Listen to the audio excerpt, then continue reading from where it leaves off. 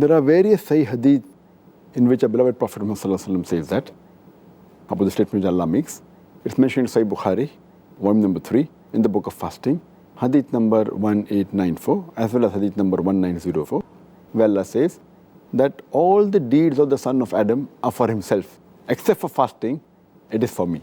And it means that all the other acts of worship, whether it be salah, whether it be zakat, whether it be hajj, all these can be done only for show. The person can do for riyah, just for showing off that he's praying, he can give charity for saying that he's giving zakat, he can do hajj. But as far as fasting is concerned, a person can easily go inside the kitchen, inside his room, and without anyone seeing, he can easily eat. So if he truly fasts, it is only for Allah subhanahu wa ta'ala. It cannot be for show, it cannot be for riyah. So that's the reason Allah says that all the other acts of son of Adam are for himself, but fasting is for me.